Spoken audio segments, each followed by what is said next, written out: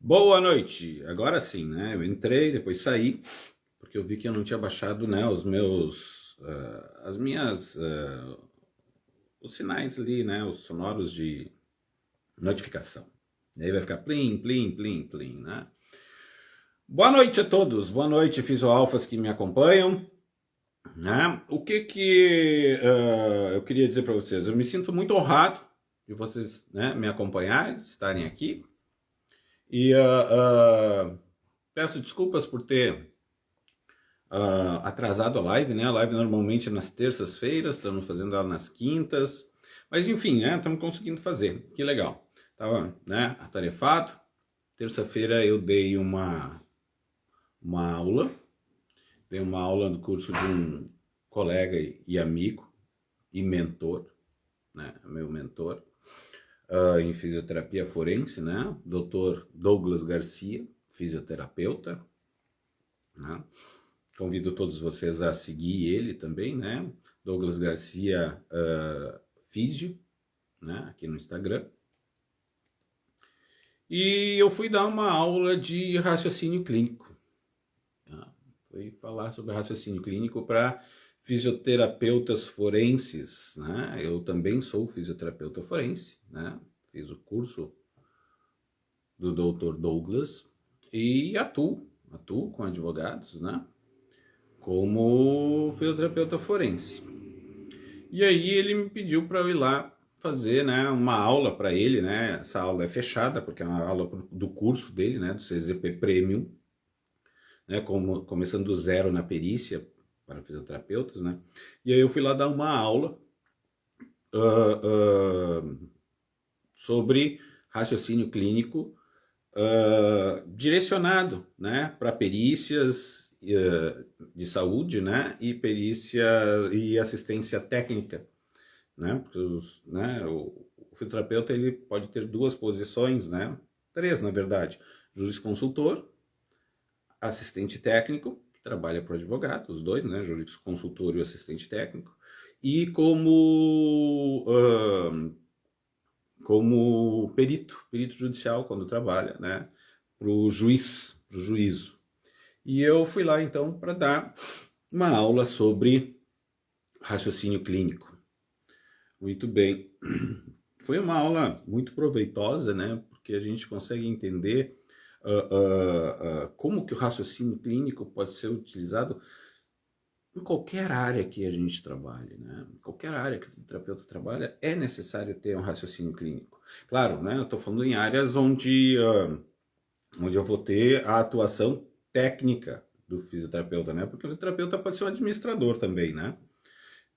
Se ele é um empreendedor, por exemplo, ele também tem que administrar o seu trabalho, né?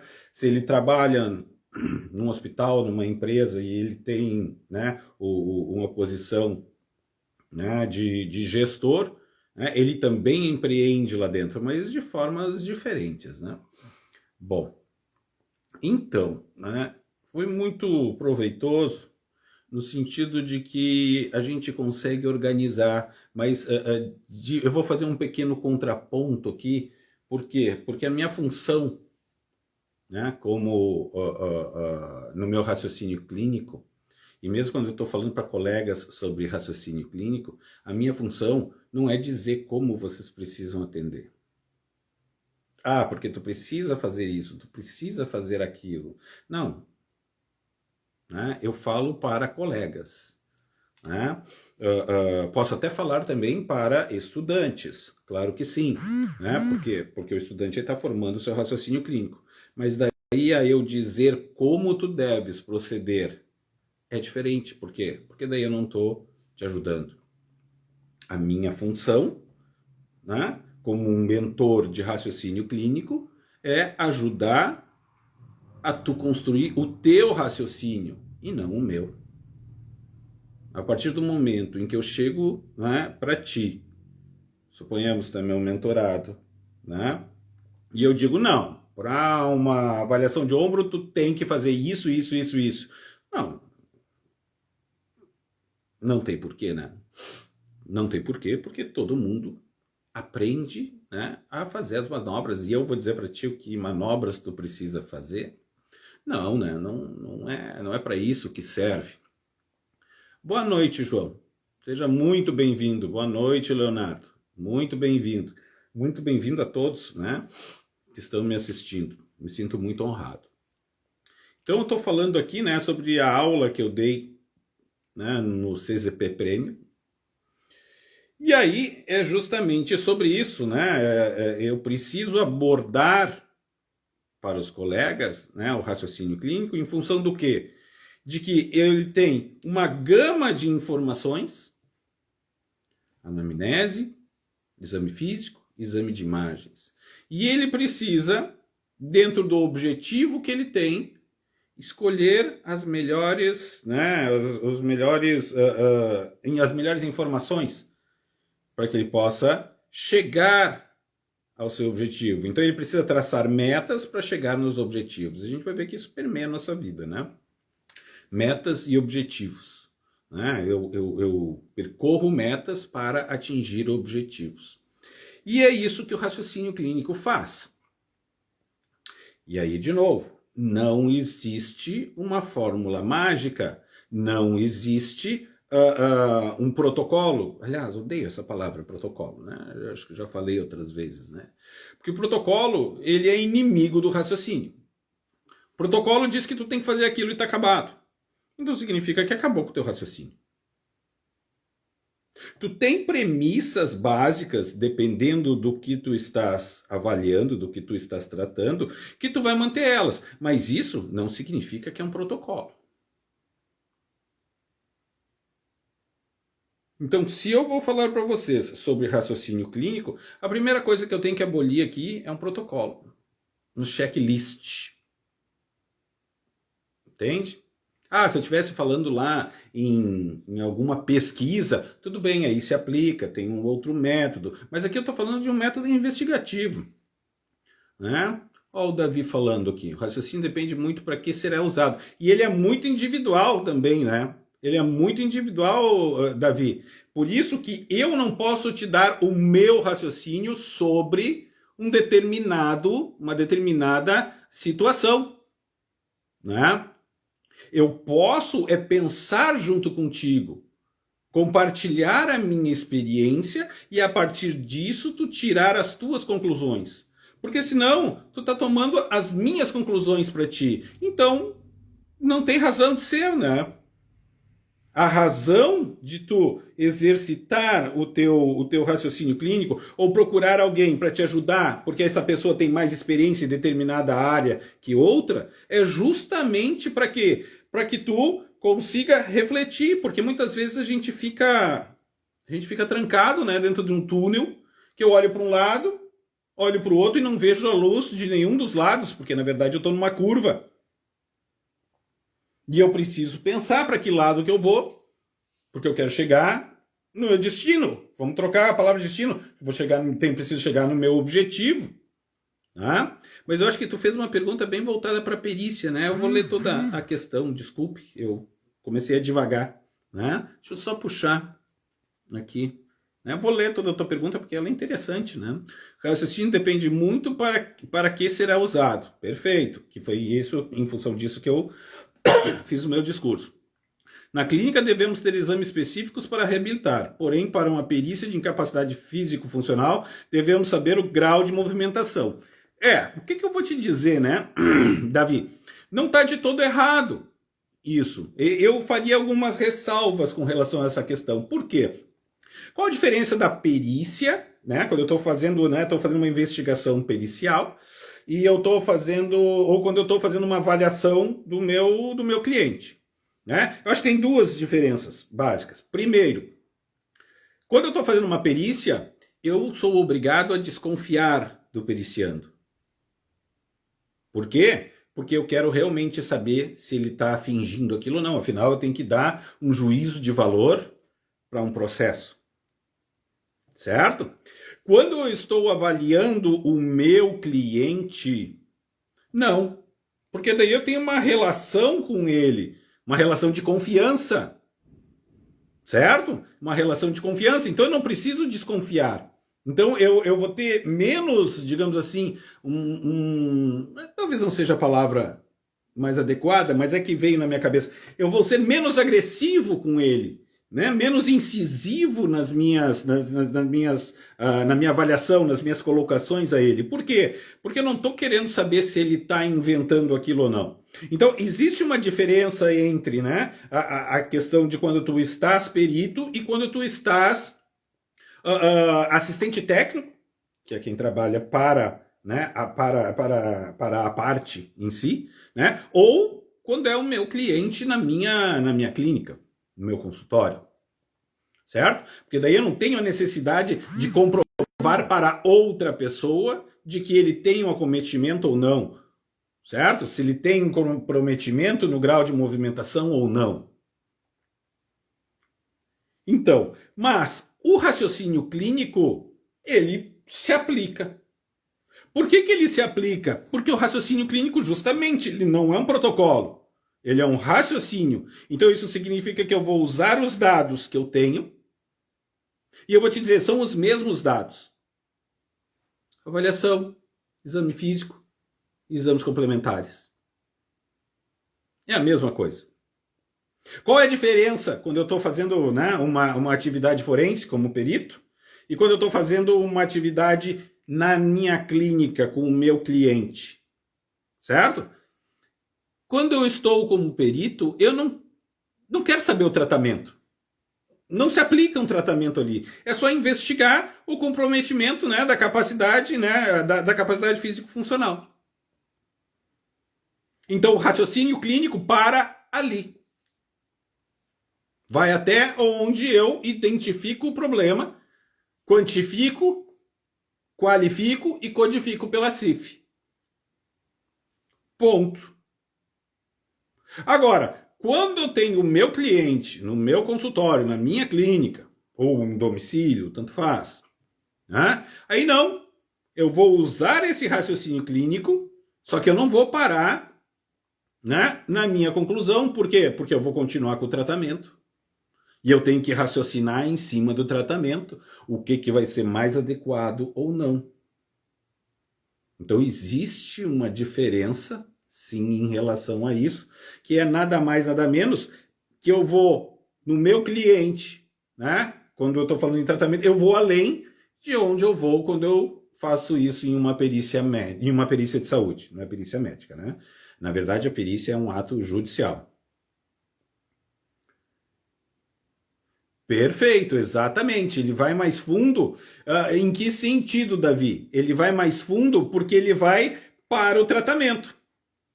Eu te diria que enquanto tu estás apenas investigando, certo? Investigando, eu diria que tu estás tendo o mesmo tipo de raciocínio, certo? Só que num tu tem uma desconfiança, que é quando tu é perito. E quando tu é, né, fisioterapeuta, né, ambulatorial, né, que tu tá tratando teu cliente, não, tu não tem, tu tem uma relação de amizade, inclusive, com ele. Quando tu é perito, tu não pode ter uma relação de amizade com o periciando. Mas de uma forma bem assim, bem grosseira, sim, né? Quando tu tem o teu raciocínio no ambulatório, tu vai além. Por quê? Porque tu vai até o teu atendimento. E eu te diria que nem para na avaliação, né?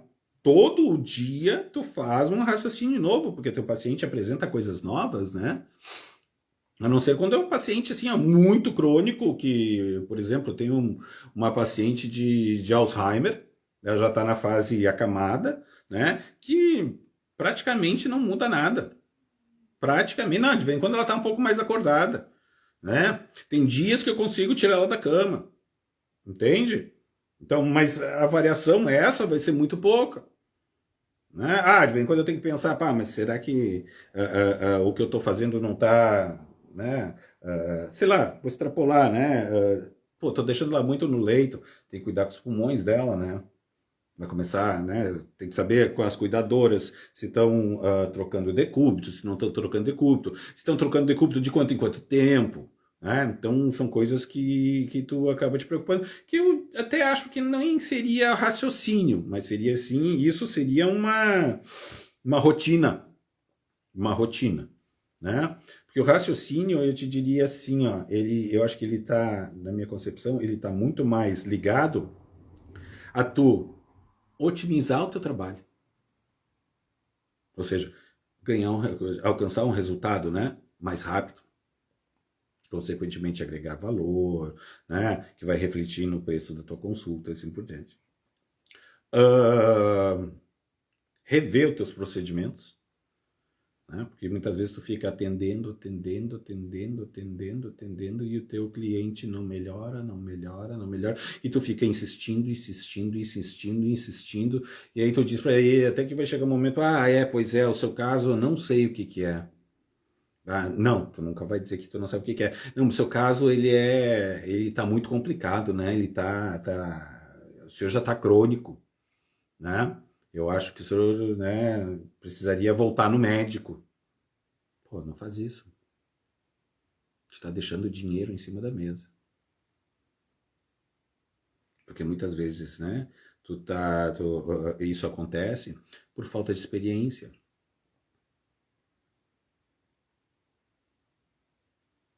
Por falta de calma, assim, para poder ter a visão do que, né, do que tu precisa procurar nos dados que tu tem do teu paciente. E muitas vezes tu não consegue, né?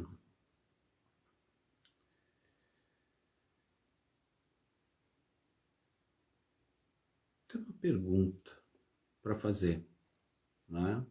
O que tu gostaria de saber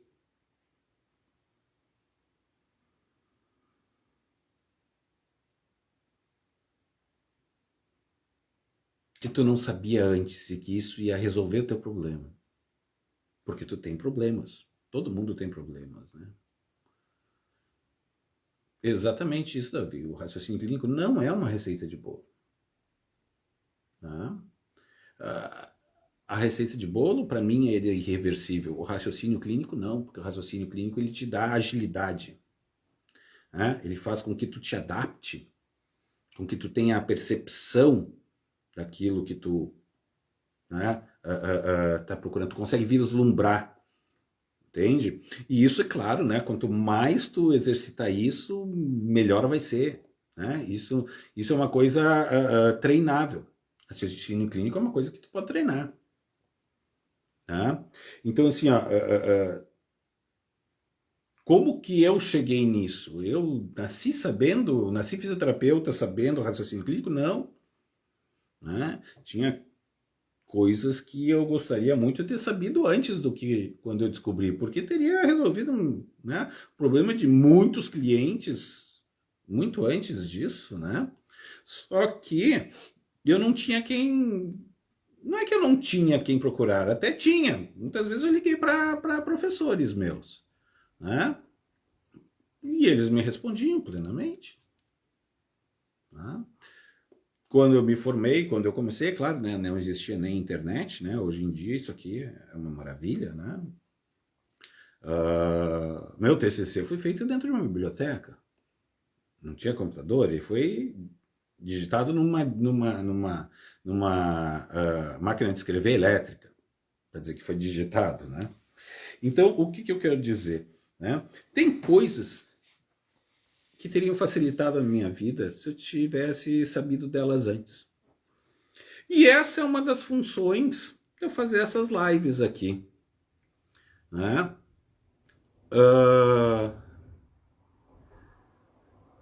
Já respondo o que tu colocou. Eu acho que foi muito importante isso que tu colocou, Davi. Muito, muito, muito importante. Muito importante mesmo. Né? Mas, por exemplo, assim, qual é a função? Qual é a minha função aqui nessas lives? Levar a informação para o máximo de colegas possível de que eles não estão sozinhos e que eles podem ter um meio de desenvolver o seu raciocínio clínico. E eu estou oferecendo, sim, a minha experiência. Né? A minha experiência de 26 anos como fisioterapeuta, minha experiência de 18 anos como professor de fisioterapia clínica, né? A minha experiência com relação à mentalidade, né? E com relação ao empreendedorismo. Por quê? Porque na faculdade ninguém ensina isso pra gente. Na faculdade não ensina o raciocínio clínico. Na faculdade te ensinam a atender. E eu não estou falando mal da faculdade. Eu falo isso em todas as minhas lives. Eu fiz parte dela. Mas eu via que isso era carente, né? Então, eu vou responder a tua questão do diagnóstico nosológico, né? Eu acho que fica muito fácil para o fisioterapeuta, né, querer usar o diagnóstico nosológico. O diagnóstico nosológico, ele é do médico. Só que daí tu come pela visão que o médico tem. E o médico, ele não trabalha, por exemplo, com dados, né? Com dados objetivos. Por exemplo, assim, ó, quantos graus de mobilidade tem o ombro? Ele não sabe. Ele sabe que o ombro pode fazer, né, do 0 até aqui. E aí ele diz que isso simplesmente é normal. Mas normal, o que é normal? Eu fazia essa pergunta quando estava na faculdade, quando os alunos me diziam isso. Ah, não, mas ele está normal. O que é normal? Eu tenho que ter um grau de normalidade, alguma coisa que me diga que aquilo está dentro do que é preconizado para a maioria da população. Porque tem gente que vai passar dos 180 graus, tem gente que não vai chegar até os 180 graus de flexão de ombro. Eu vou me preocupar, claro, com quem não chega aos 180 graus. Né? Mas então, quando o fisioterapeuta se baseia, né, nos documentos nosológicos, certo? Ele está simplesmente dizendo assim, olha, o médico disse, tá bom. E eu não estou falando contra o médico.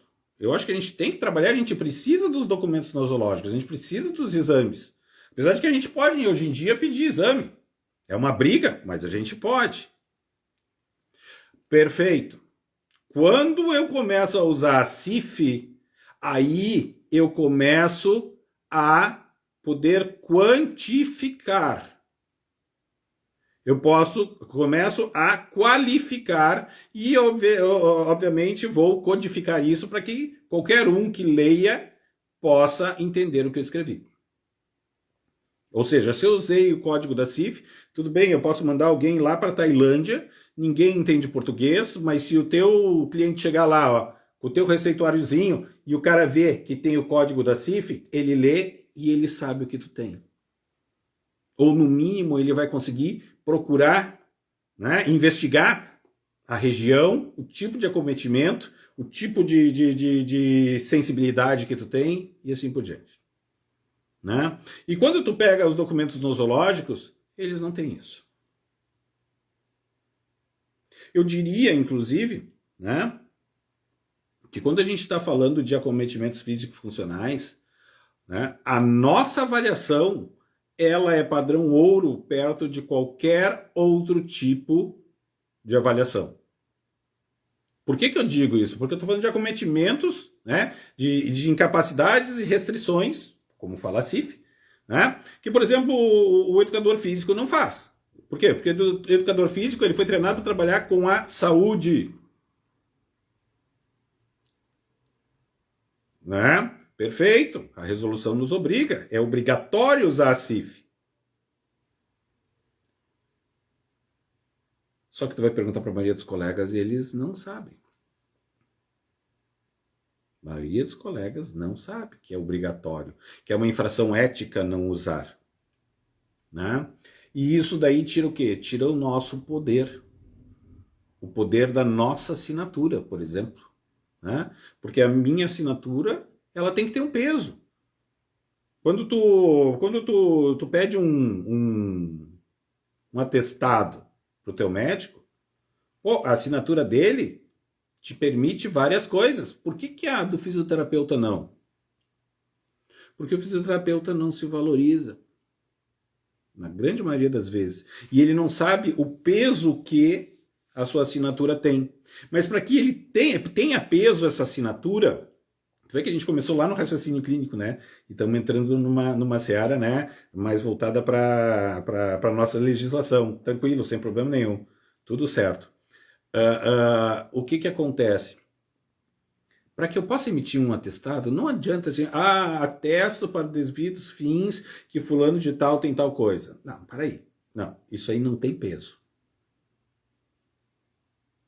Atesto para devidos fins que, 2 pontos, né? Aliás, desculpa, vou de novo. Atesto para devidos fins que o paciente tal, né, de tal idade, parará, com diagnóstico de tal coisa, apresenta, aliás, 2 pontos, apresenta, parará, com código tal, tal e tal, só um instantinho, né, com código tal, tal e tal, da CIF,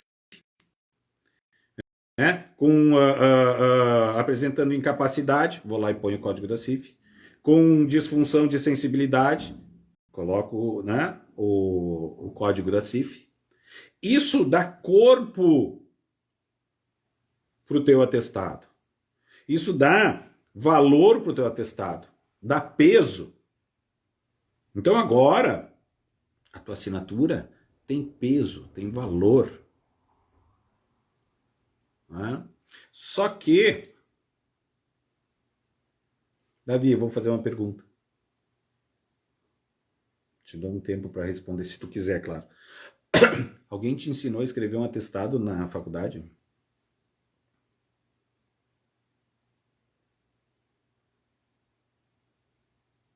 Alguém te ensinou a fazer um atestado na faculdade, Davi?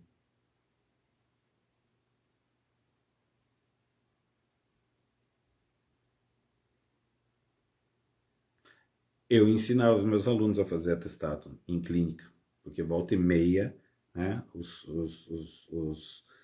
na clínica escola da universidade que eu dava aula, né, algum paciente precisava de um atestado. Exatamente. E aí o que acontece? Tem um monte de coisas que a universidade tinha que te ensinar e não te ensina. E te joga no mercado. A universidade, e é a minha crítica, sim, à universidade, né? É a minha crítica à universidade, que ela te ensina ao quê? Só a atender. Tu vai atender. Eles não querem saber se tu está raciocinando ou não. Eles querem saber se tu está aplicando técnica. Eu apliquei tal técnica. Tá bom. Gente, eu estou generalizando, não estou falando assim, mas via de regra é assim. Eu convivi 18 anos lá dentro. Alguém ensinou vocês a precificar o trabalho de vocês? Botar preço? Quanto vale o teu trabalho? Não. Eles dizem que o referencial nacional, né, de honorários fisioterapêuticos, referencial RNHF, do COFITO, certo? Exatamente, gostei. Não diria técnico do médico. Eu não diria porque, assim, esse ranço é bem grande, então, né, se trabalha muito isso, né, de não aceitar o que por exemplo, a indicação do médico. E tá certo, eu concordo, nessa parte eu concordo, certo? Não é o médico que diz o que a gente vai fazer, certo? Não é ele que vai dizer. Mas isso acontece muito e isso serve só para aumentar o ranço, né? Quando, assim, o diálogo seria melhor, certo? O diálogo seria bem melhor. Então, assim, mas assim, voltando ao que eu estava falando, alguém te ensinou a botar preço no teu trabalho? Não. Eles dizem que, né, o mínimo que tu pode cobrar é o que está no RNHF. Referencial Nacional de Honorários Fisioterapêuticos. Ponto. Tudo bem. Então tu sabe que hoje em dia o mínimo que tu pode cobrar num atendimento no teu consultório é R$108. Certo? Legal, tudo bem. Esse é o mínimo, tá? Mas e como é que se chega ao preço que tu quer cobrar? Porque assim, teu trabalho, ele vale muito mais do que R$108. R$108 é a vala comum.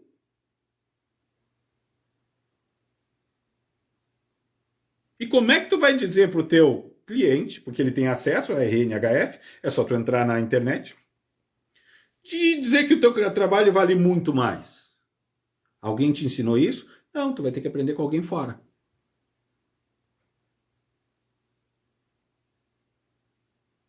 Eu te ensino, por exemplo.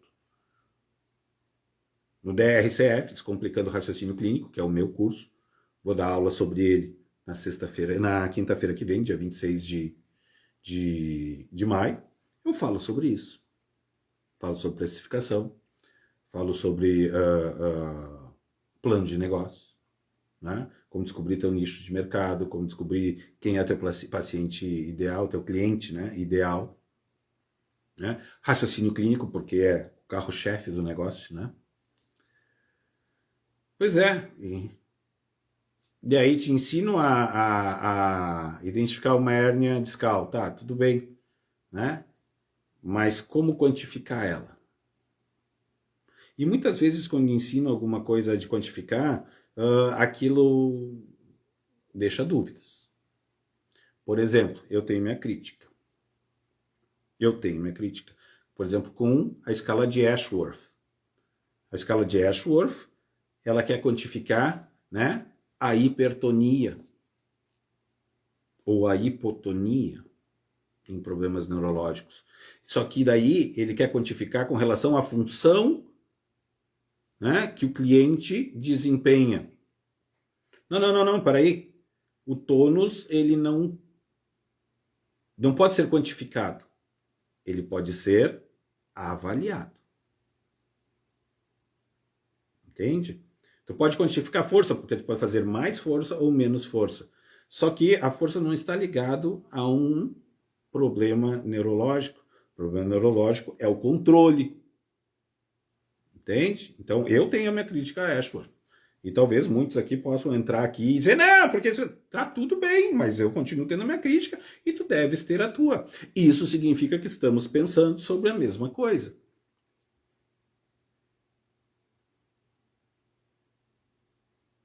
Como eu tenho a minha crítica à mobilização neural. Certo? Por quê? Porque é uma questão de o que tu estás questionando. E se tu tá questionando, tu tá fazendo a melhor coisa que tu pode fazer na tua vida. Tu tá pensando. Tu tá raciocinando em cima. Mas tu precisa raciocinar tendo parâmetros fisiológicos, anatômicos, bioquímicos, éticos.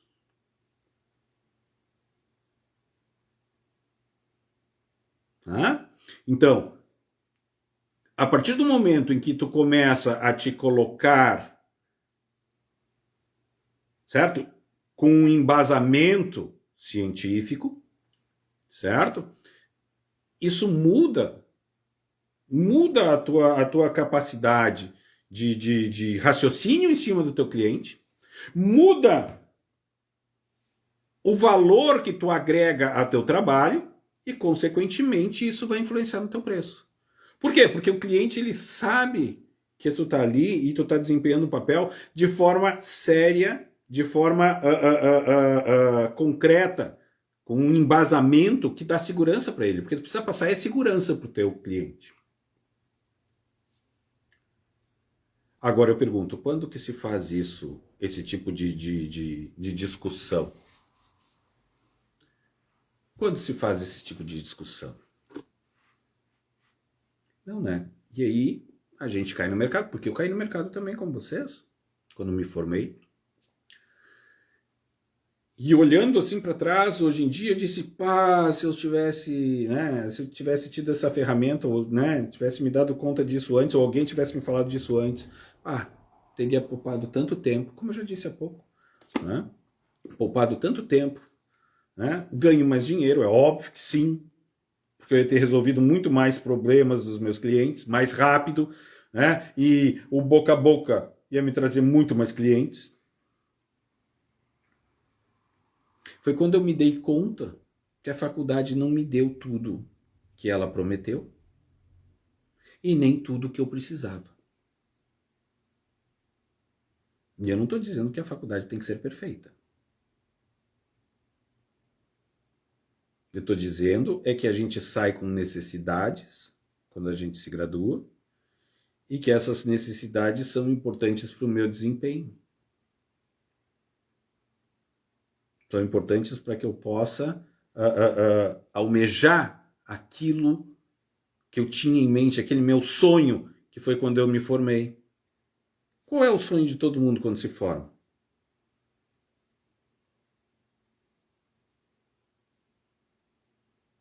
Qual é o sonho de vocês quando vocês se formaram ou se ainda estão em formação?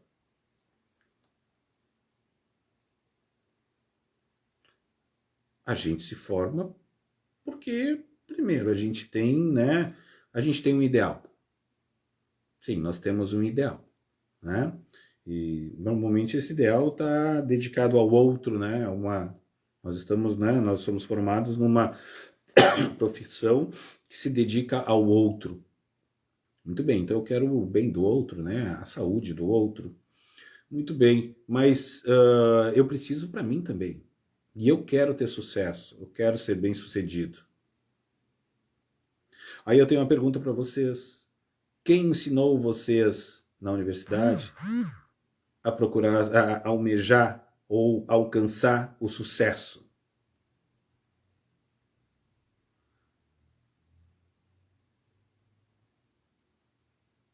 Não.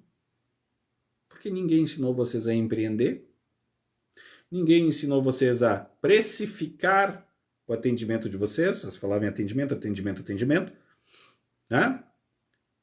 E ninguém ajudou vocês a raciocinar. Quando eu digo ninguém, eu estou exagerando, né?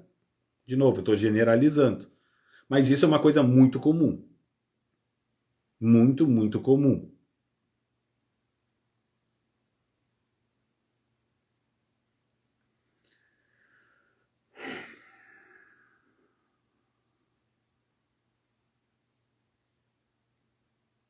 Quando eu saí da faculdade, eu tinha uma expectativa.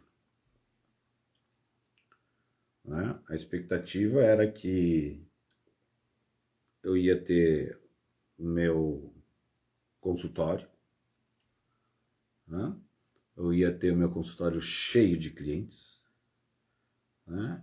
Que eu ia cobrar um bom preço e eu ia ser um cara que resolvia o problema das pessoas. Eu consegui isso? Consegui, mas demorou. Porque eu tive vários percalços. Porque isso que eu estou falando aqui para vocês, do raciocínio, do empreendedorismo, mudança de mentalidade, né? O preço, a precificação, tudo isso eu tive que aprender às minhas custas. Não teve alguém que me pegou pela mão, digamos assim. Né? Disse, não, vamos sentar aqui e vamos conversar. O que tu precisa, ou como é que se faz isso, né? O que tu quer fazer? Não. Aí depois eu me tornei professor, né? Fui ser professor de fisioterapia clínica. E na fisioterapia clínica, professor como um todo, né? Tu tem que cumprir, né? O currículo, né? E o currículo de todos os cursos, cada vez mais coloca lá dentro mais técnica, técnica, técnica, técnica, técnica, técnica. E aí você sai em excelentes técnicos. Eu devo dizer isso para vocês com o máximo de respeito. Respeito máximo a isso. Vocês saem excelentes técnicos, porque vocês aplicam as técnicas muito bem. O problema é saber quando é que aplica. Porque só ensinaram vocês a aplicar a técnica, e não quando. Ou quando não aplicar a técnica. Com licença. Minha garganta tá ruim hoje, acho que estou me gripando.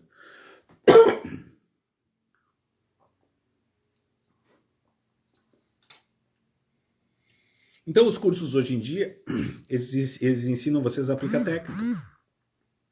E não a raciocinar em cima da técnica, junto com o raciocínio em cima do problema do paciente.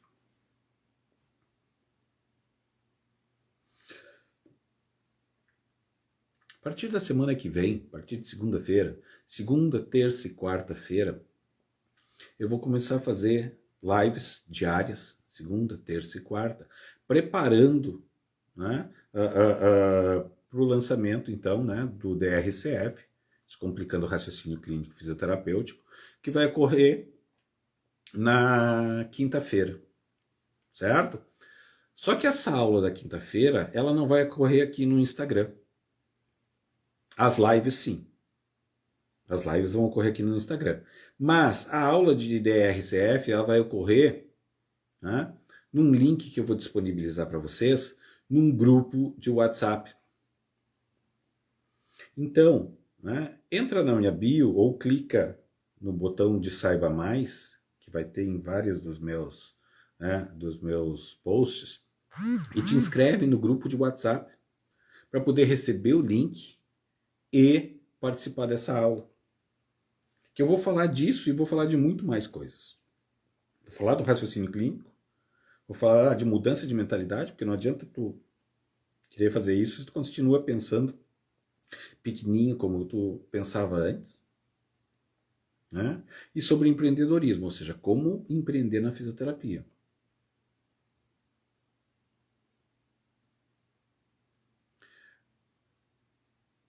Lá eu vou ter uma entrega, né, muito maior do que aqui. Por quê? Porque lá eu vou aprofundar muito mais, né? Então fica a dica para vocês, né? Vai ser só lá pelo grupo de WhatsApp, não vai ser por outro lugar, certo? Ah, mas tu vai gravar e vai botar... Não, é só lá. Te inscreve lá, não perde. Ou tu vai continuar depois tu vai dizer assim, ah, por que eu perdi? Porque, né, bah, era legal, bah, eu me interessava pelo que ele falava, e bah, perdeu. Porque vai ser dia 26. Então, entra no meu Linktree, que está na minha bio, aqui do Instagram, certo? Ou em qualquer um dos meus anúncios ali, né? Tem o Saiba Mais, um botãozinho de Saiba Mais, clica e ele te leva direto para o grupo de WhatsApp. Direto. E lá eu vou então disponibilizar o link da minha aula, né? Do dia 26, onde eu vou ter muita entrega para vocês. Certo? Gente, gostei muito do que a gente falou hoje aqui da, né, interação, as perguntas, né? A pergunta do Davi foi muito interessante, muito importante. Eu me sinto sempre muito honrado em estar aqui com vocês.